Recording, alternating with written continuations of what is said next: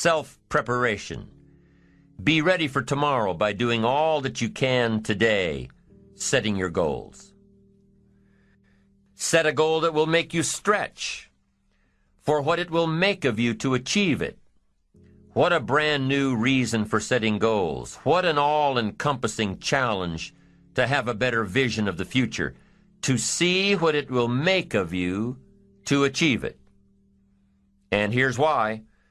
The greatest value in life is not what you get. The greatest value in life is what you become.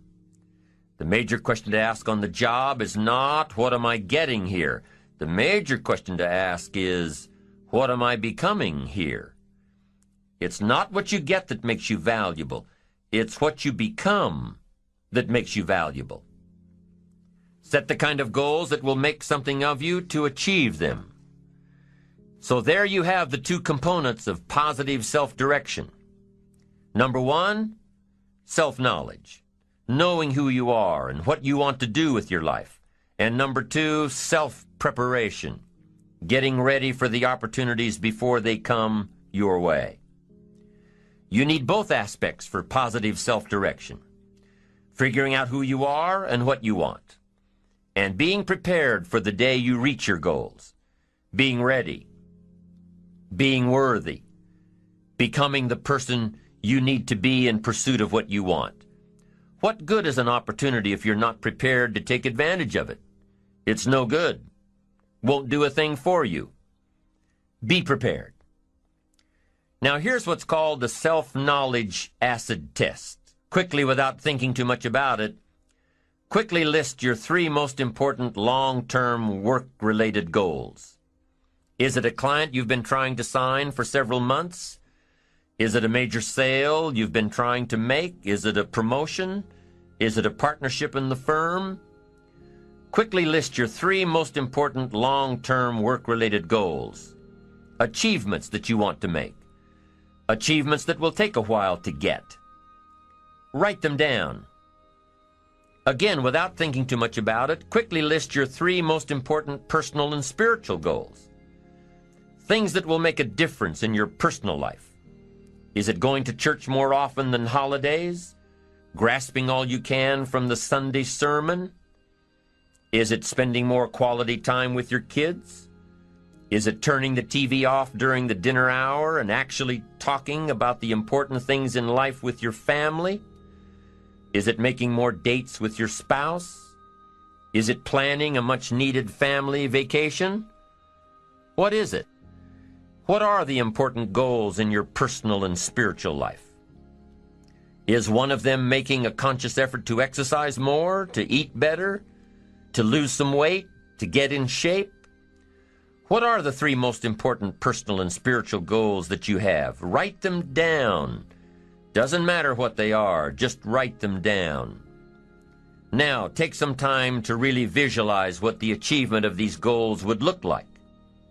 What does your future hold for you if you landed that big client?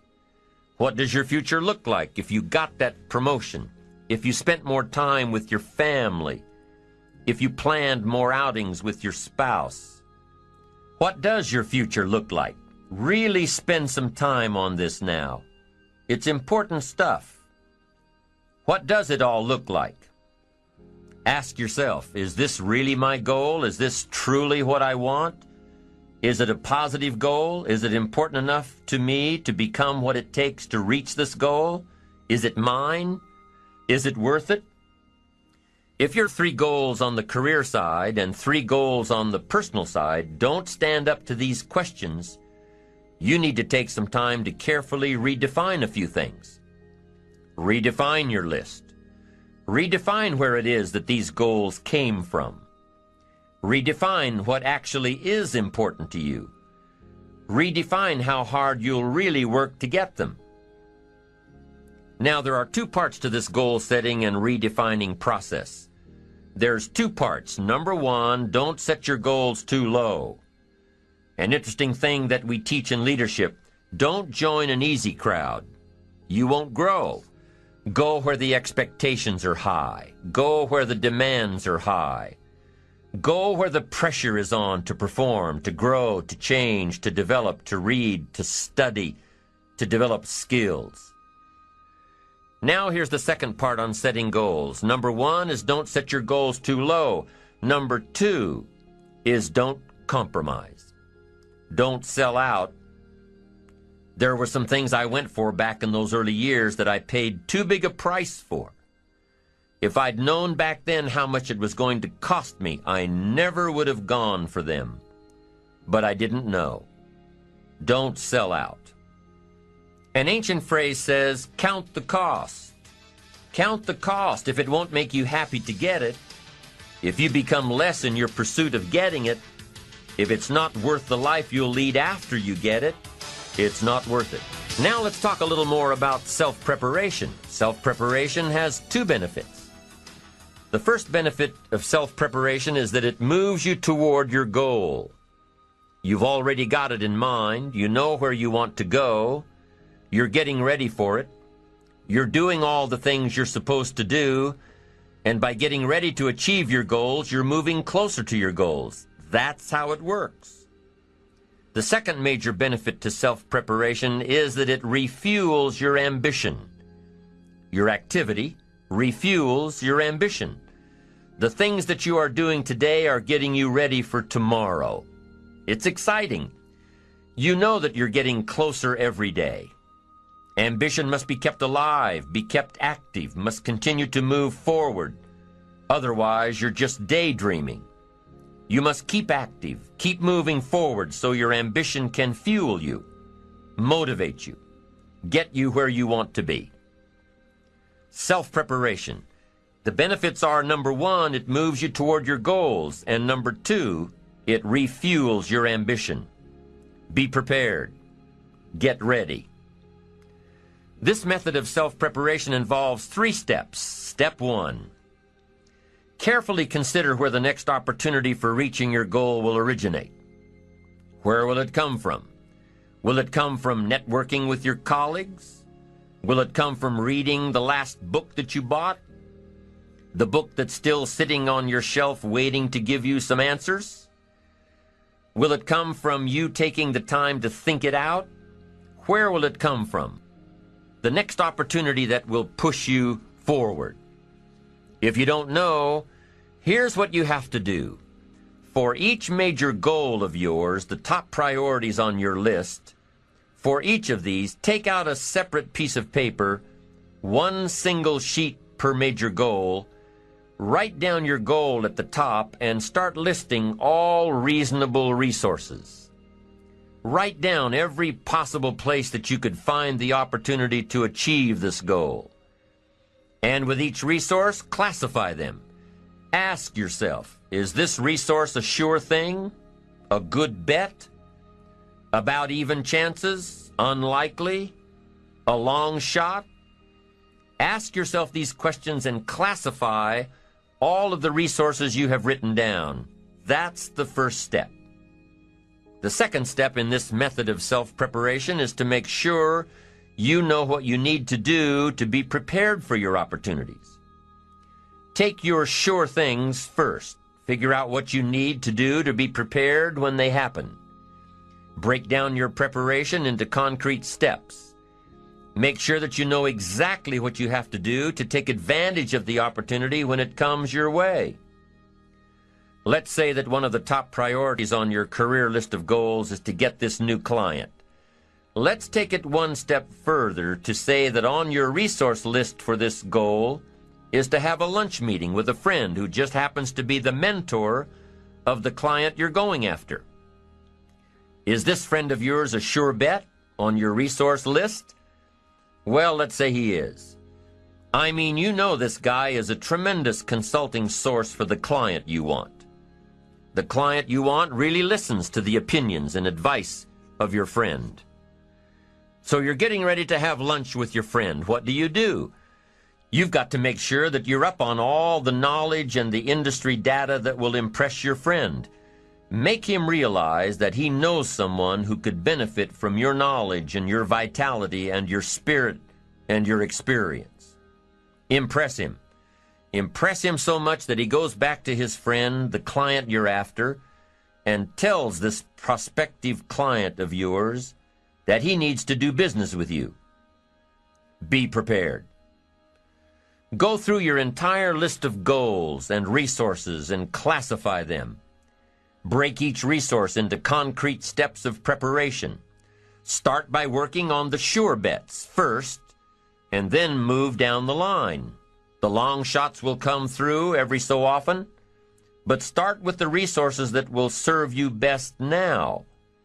Get ready for the opportunities before they come your way.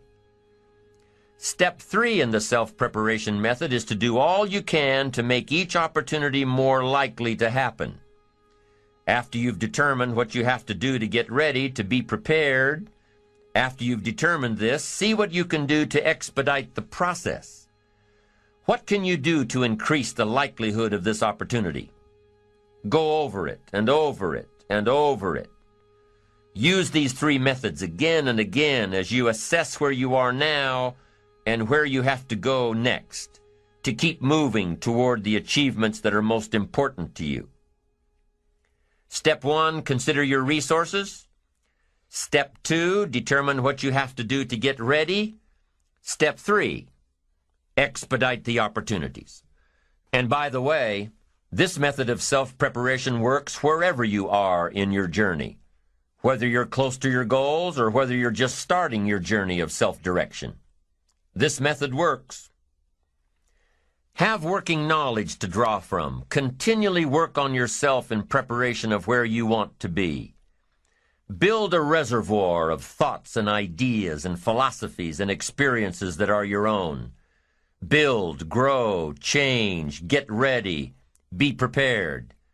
Be prepared for a life worth living. Now here are the 4 ifs that make life worthwhile.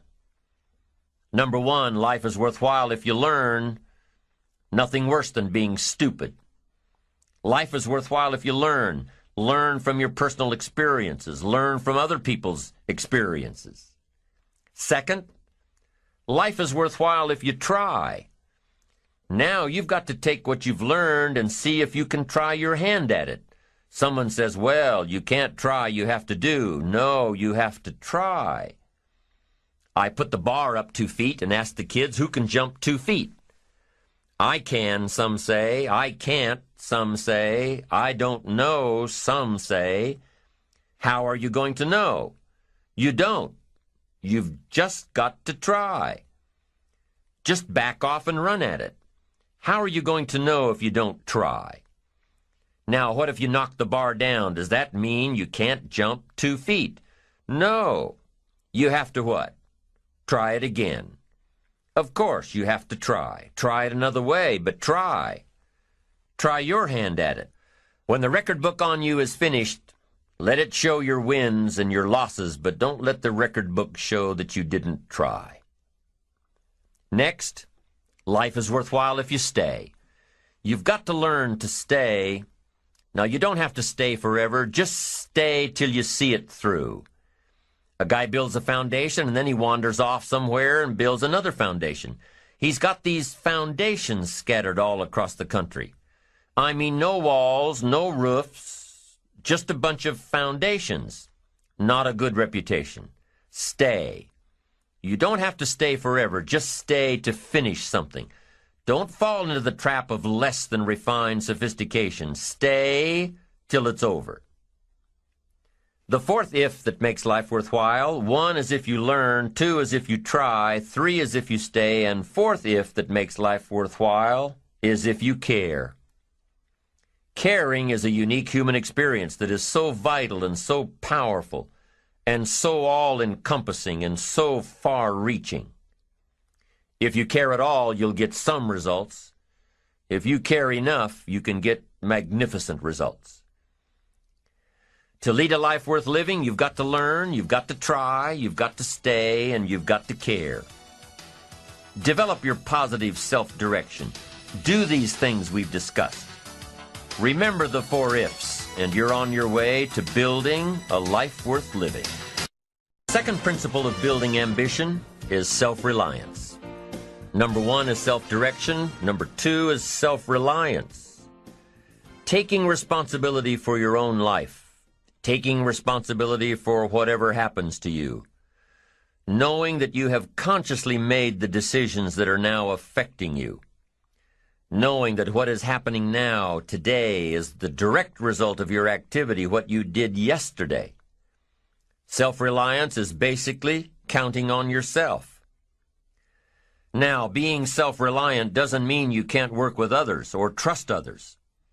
Self-reliance means counting on yourself, trusting yourself, being confident with yourself, being responsible to yourself, trusting your own instincts, trusting the conclusions that you have developed from your study of experiences and philosophies, taking the credit that is due you, learning from the mistakes that you have made, being self-reliant.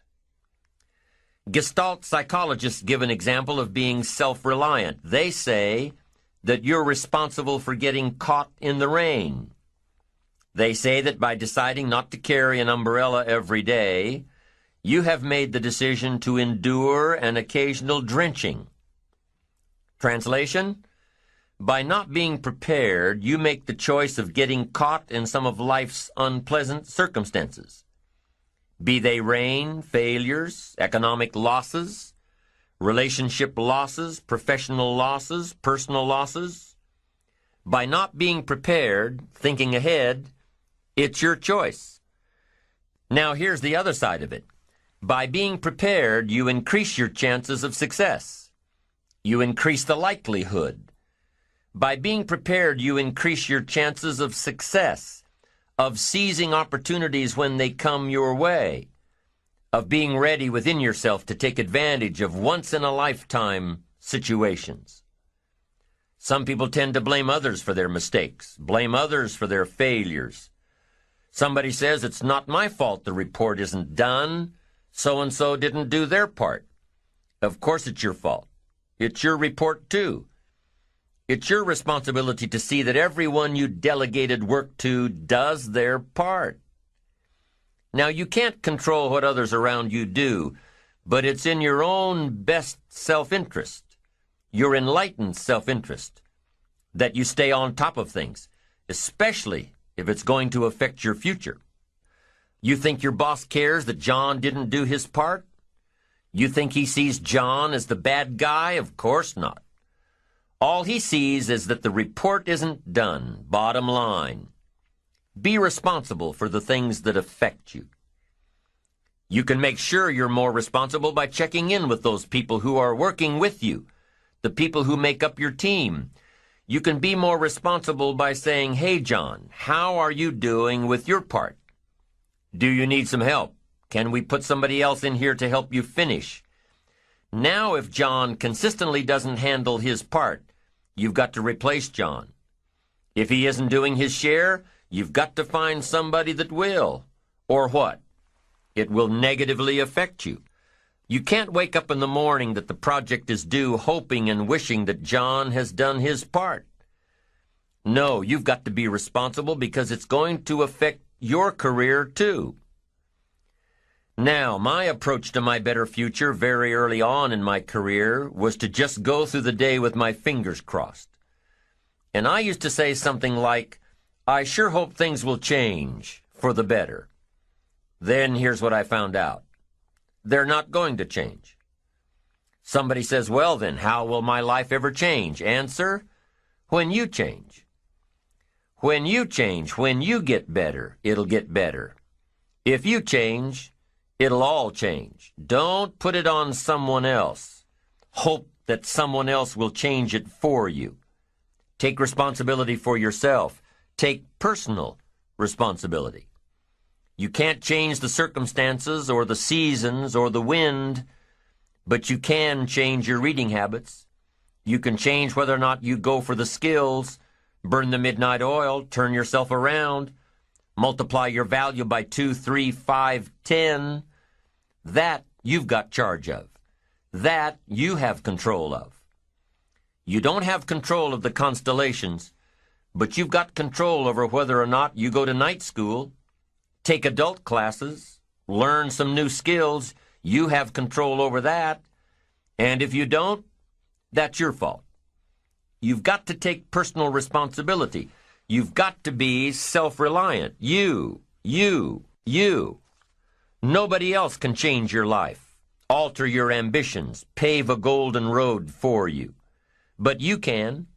It's up to you. Be responsible for yourself. Learn to reap the harvest without complaint. This is a sign of growing maturity. And here's where it comes from: taking full responsibility. Take full responsibility for everything you do. Be responsible to yourself. It's your crop. Whatever your paycheck is, take full responsibility. You say, well, it's my employer. No, it's not your employer. You can become twice as valuable, 3 times as valuable. Burn the midnight oil, learn some more skills, bring more value to the marketplace. I'm telling you, whatever your harvest is, take it without complaint. Take it without blaming others. Self-preparation leads to control over your life.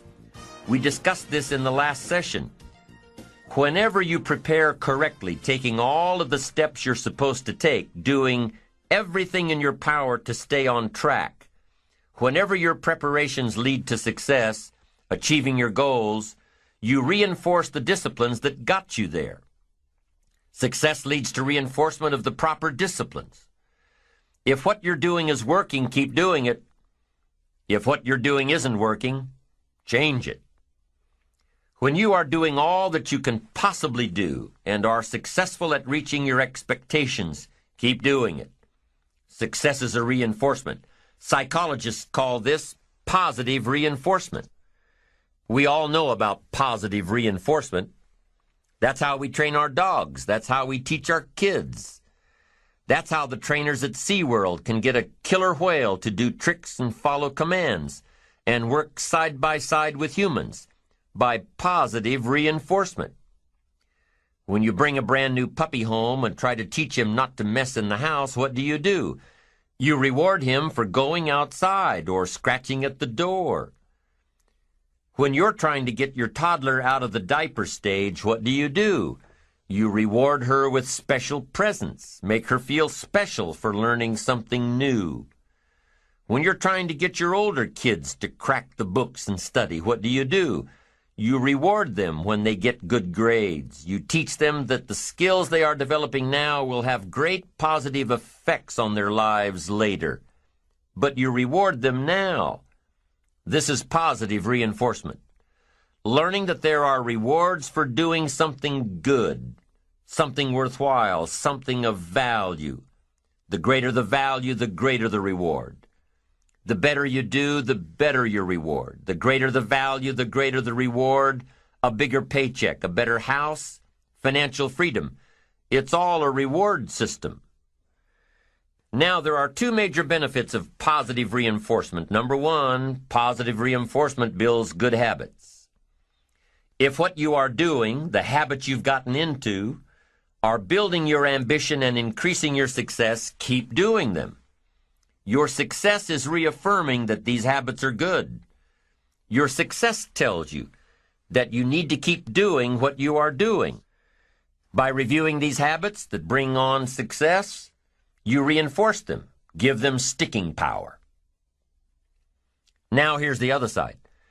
By reviewing your habits, what you do every day, by reviewing your habits, you may find out that some of them are inhibiting your success. You may find out that what you're doing every day is bad for you, or you may realize that you've gotten out of some very good habits. Somebody says, well, I've just gotten out of the habit of taking my daily walk around the block. Well, I guess you'll just have to get in the habit of being sick down the road. Somebody says, well, I used to read the books all the time. I've just gotten out of the habit. Then change it. Go back into your disciplines. If you've just gotten out of the habit, just get back into the habit. It's called discipline. If it doesn't work, don't do it any longer. You can keep your fingers crossed if you want to and hope that it'll all straighten out. You can wish for the wind not to blow quite as severely, to change in your favor, but we call that naive at best. If the habits that you've gotten into aren't serving you, change them. You can't keep doing this any longer. Don't wish for a better wind. The key is to wish for the wisdom to set a better sail. Utilize whatever wind that blows to take you where you want to go. That is the philosophy I picked up at age 25, and it revolutionized my whole life. And here's what I found. I found it was easy. I became a millionaire when I was 31, and I found it was easy. Now here's my definition of easy. It was something I could do. I figure if it's something you can do, it's easy. But here's a little parenthesis.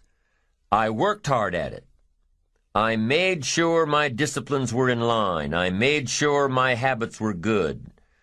I made sure I did all that I could. I found something that I could do, but I worked hard at it. I got up early, stayed up late, and worked hard from age 25 to 31. But what I did was easy, meaning it was something I could do. Well, you say, Mr. Rohn, if it was so easy, how come during those 6 years all those other people around you didn't get rich? Here's why. It's easy not to. How else would you describe it? That's it. It's easy to keep doing the things that don't work. It's easy to keep bad habits. It's easy not to develop the disciplines. It's easy not to. So how come I got rich and they didn't?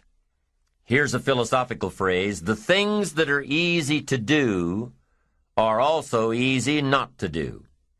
That's the difference between success and failure, between daydreams and ambitions. Here's the key formula for success. A few disciplines practiced every day. And those disciplines have to be well thought out. What should you spend your time doing? Don't waste your time on things that aren't going to matter. But a few simple disciplines can change your whole economic future.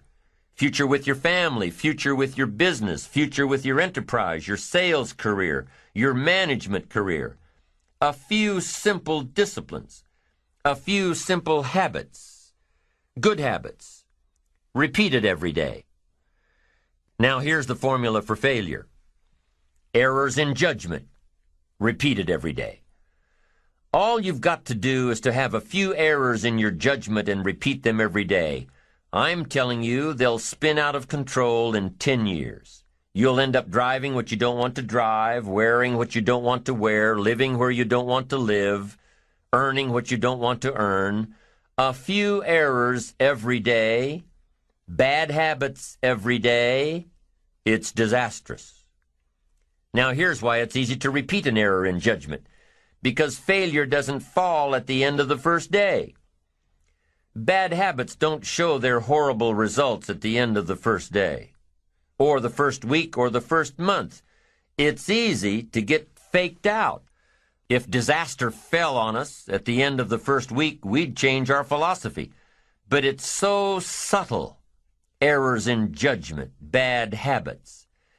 They're so subtle. They get you a little off course, a little off course, a little off course. You keep drifting off course, and all of a sudden you're caught.